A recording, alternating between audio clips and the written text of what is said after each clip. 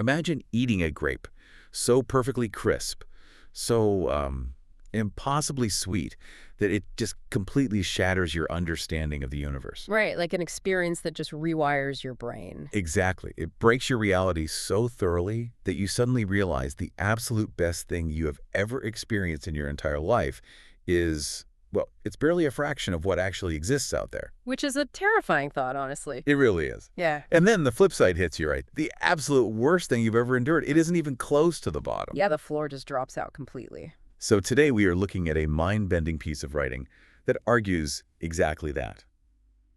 Welcome to today's custom deep dive. We are thrilled to have you here with us. Yes, you, our resident learner. We always appreciate you tuning in. Yeah, because we know you're here to bypass all that endless information overload out there and just get straight to that profound aha moment. So today we have a stack of source material that is going to completely dismantle those, neat little 1 to 10 scales you use to measure your life. We are looking at a highly unusual, recently translated philosophical essay. It was written on March 18th, 2021, by an author named Su Feng. And the title doesn't pull any punches either, does it? Not at all. It's literally called "There Are No Limits to Goodness and Badness." Wow. Yeah, it's this huge exploration of the farthest, most unimaginable boundaries of human experience. But it approaches these massive cosmic ideas through surprisingly mundane, relatable lenses. Okay, let's unpack this, because the central premise here is as massive as it gets.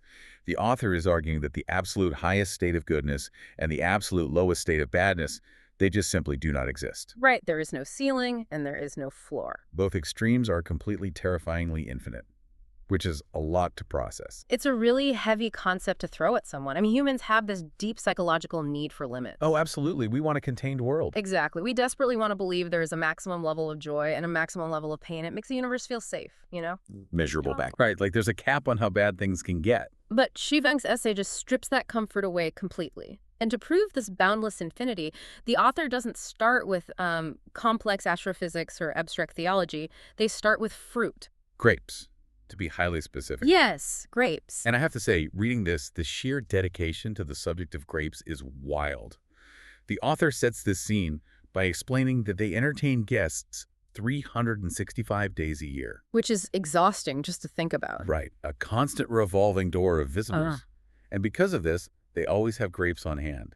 And we are not just talking about whatever is, on sale at the local market. No, the text details what sounds like a comprehensive global audit of the grape.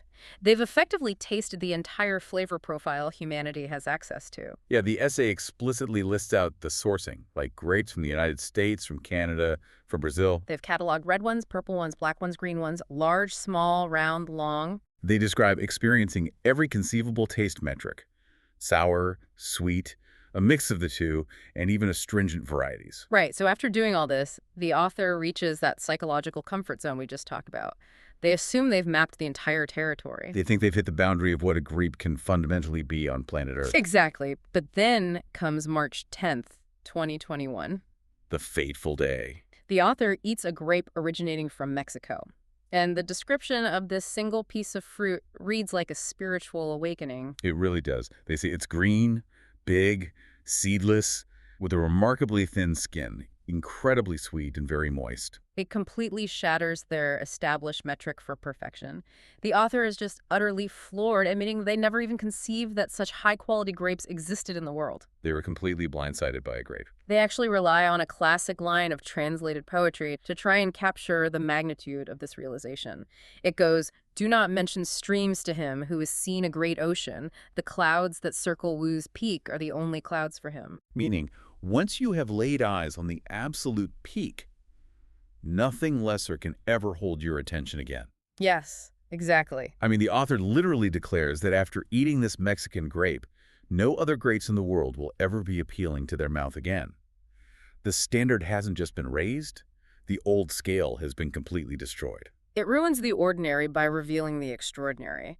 But, the grape itself isn't really the point of the essay. Right, it's the catalyst. Exactly, it's the catalyst for a massive philosophical framework. I am trying to visualize that framework, and my mind immediately goes to video games. Oh, that's an interesting comparison. It's like you're playing a role-playing game. Right. You spend hundreds of hours grinding, upgrading your gear, and you finally reach what you think is the maximum level. Right, the level cap. You are the strongest you can be. But then, the game developers release a patch. A whole new map opens up, the level cap disappears, and you realize the boundary was a complete illusion.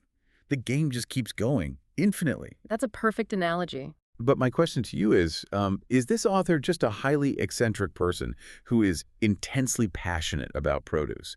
Because jumping from "this is a really good grape" to "the universe is infinite" feels like a massive leap. What's fascinating here is the precise mechanical leap the author takes because of that grape. Shipping isn't just praising Mexican agriculture. Okay, so what is the real realization then? The author realizes that if this specific grape exists, something so vastly superior to everything previously thought to be the absolute biological limit, then the concept of goodness itself has no structural limit. So it's proof of a larger concept. Right. Think of it as empirical evidence of a fractal universe. If a boundary can be broken once, it isn't a boundary, it's just a temporary horizon. Oh, wow. So if this earth-shattering grape is here, logic dictates there must be even better grapes out there. Precisely. And this is where the essay introduces its broader cosmology. The author asserts that if not currently available on Earth, these infinitely superior experiences, these, better grapes, must exist in higher realms of reality. Okay, now we're getting cosmic. Yeah, the text explicitly refers to destinations like the 1,000-year world and the 10,000 world. Wait, what exactly are those? Are we talking about physical planets in another galaxy or some kind of metaphorical afterlife? The text drops these terms, but what is the actual mechanism here? So Schweffing's framework suggests they are dimensional layers of existence tied to time and spiritual refinement. The 1,000-year world and 10,000 world represent higher frequencies of reality. Okay. They aren't just places you fly a spaceship to. They are environments where the baseline of existence is exponentially higher than ours. So the default state is just better. Exactly. Alternatively, the author suggests that with the inevitable changes of time, space, and climate, these higher frequency experiences might eventually manifest right here on Earth. Meaning the Mexican grape is essentially an artifact of a higher dimension bleeding into our current reality. Yes. It proves that perfection is not a destination. It is merely a temporary plateau on an infinite staircase upward. Man, so we have this beautiful, mind-expanding realization about fruit acting as a window into higher dimensions. But there's a terrifying flip side to this coin. There really is. If there is no ceiling to joy, that means there is no floor to suffering either. And the text pivots into this concept, but it starts in a surprisingly low-stakes environment. It grounds the infinite abyss in the incredibly mundane, just as it did with the infinite ceiling. Yeah, we jump back in time to 1988. The author is working as a middle school teacher.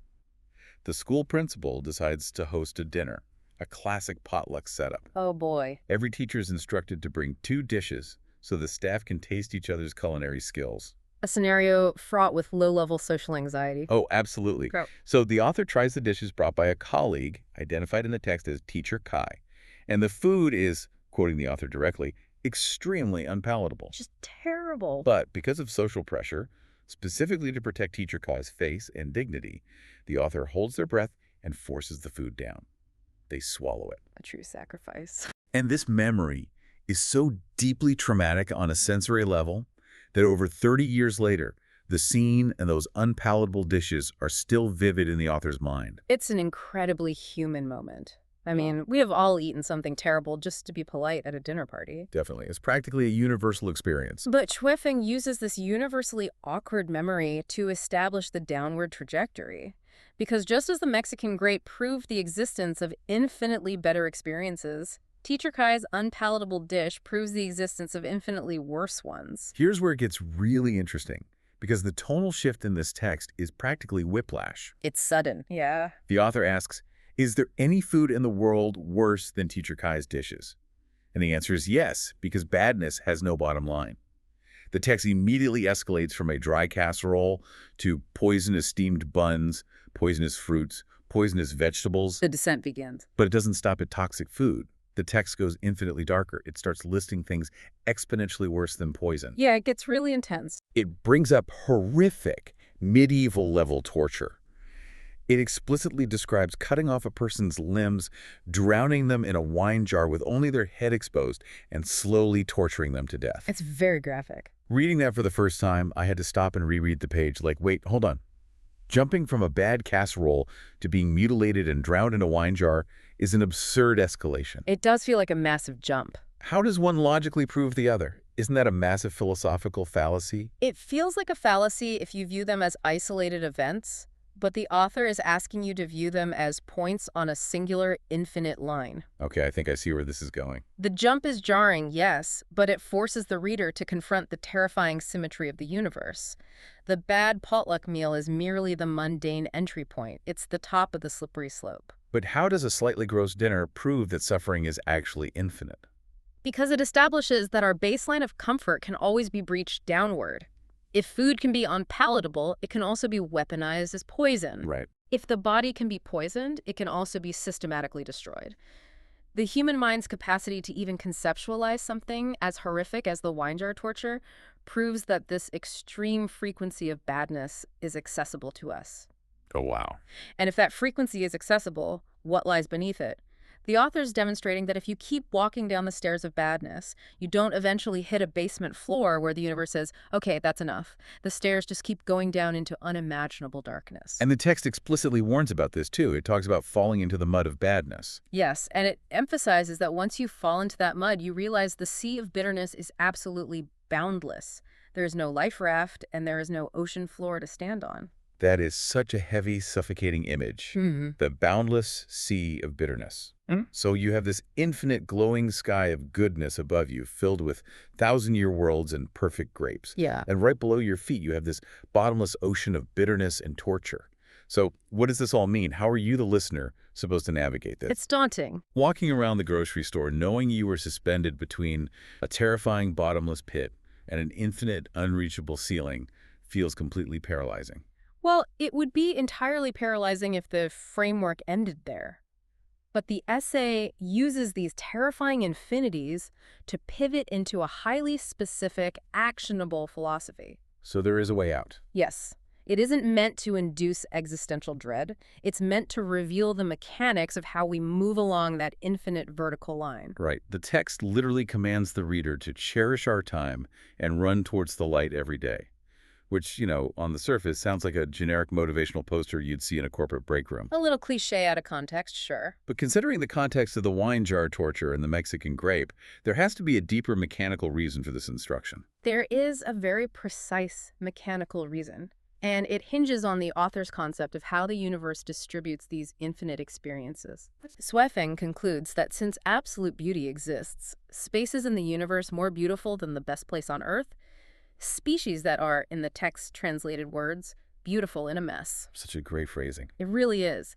Since they exist, they must serve a purpose. They are waiting for something. Or, more accurately, someone. The text says absolutely beautiful things are waiting to be enjoyed by absolutely beautiful lives. And that word lives is capitalized, capital L-I-V-E-S. If we connect this to the bigger picture, Swefeng is describing a universe that operates entirely on a strict, energetic matching system. A matching system. Yes. The universe does not hand out the ultimate experiences randomly. Frequency matches frequency. Internal quality dictates external reality. So you can't just stumble into the highest level of goodness by accident. You can't just buy a plane ticket to find the absolute peak of human experience. Not at all. The essay names ultimate destinations, the new oasis for life, the 1,000-year world, the 10,000-year world, and finally, the Elysium Celestial Islands continent. These sound like incredible places. They are presented as the absolute zeniths of existence. But the matching system dictates that you cannot experience the ultimate Mexican grape of the universe, meaning the Elysium Celestial Islands, unless you first continuously perfect your own internal quality. I want to dig into that. What does it actually mean to perfect your internal quality in this context? Yeah. Are we talking about strictly moral behavior, being a good person? It goes deeper than standard morality. Perfecting your internal quality, in Swefeng's cosmology, means refining your awareness, your gratitude, your capacity to perceive beauty, and your rejection of that mud of badness. It's an active practice. Very active. It is the constant choice to run towards the light. If you are harboring bitterness, cruelty, or even just profound apathy, your internal frequency matches the lower realms. You are tuning your radio dial to the sea of bitterness. So applying this to the grape story from the beginning, the author didn't just get lucky at the grocery store. Under this philosophy, the author's dedication to hosting guests 365 days a year, their openness to experiencing the world, their refined appreciation for fruit, they effectively tuned their internal frequency high enough to unlock the Mexican grape experience. That is the exact implication. The universe provided the matching external reality to their internal state. The journey isn't about traveling through physical space to find the Elysium Celestial Islands. It's an internal journey. Exactly. It's about traveling inward. You have to match the vibration of that infinite goodness. When your internal character, your soul's quality becomes genuinely beautiful, you will inevitably be matched with beautiful time, space, and life.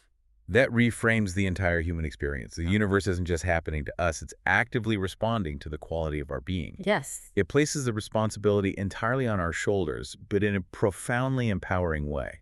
It means every time we choose patience over anger or curiosity over judgment, we are literally pulling ourselves upward on that infinite ladder. It turns mundane daily choices into cosmic movements. So to bring this massive philosophical framework right down to the ground for you, our listener, the next time you find yourself stuck in a frustrating, seemingly pointless situation, maybe you're at a dinner party choking down the modern equivalent of Teacher Kai's unpalatable cooking. We've all been there. Or, the next time you experience a moment of sheer unexpected joy, remember this deep dive. Remember that whatever you are experiencing in that exact second is just a single data point. It is not the ultimate ceiling of your life, and it is not the ultimate floor. It's just a marker on the path. Exactly. It is just one step on an endless, infinite trajectory. The scale doesn't stop at 10. You are always in motion, and you have a say in which direction you are heading. And this raises an important question, one that Shuifeng's text points toward but leaves for us to grapple with on our own.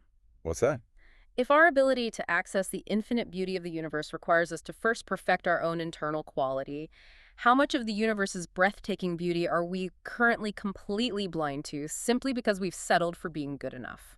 Oh, that is a staggering thought. Have we stopped looking for the Mexican grape because the grapes we have right now are just fine? Right.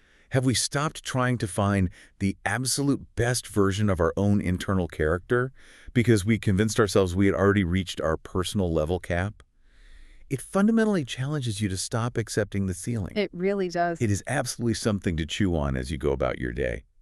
Thank you so much for joining us on this custom deep dive. We love unpacking these massive reality-bending ideas with you, and we warmly invite you to bring your curiosity right back here for our next stack of sources. Thanks for listening, everyone. Until then, keep running towards the light, keep refining that internal quality, and whatever you do, don't stop looking for the perfect grape.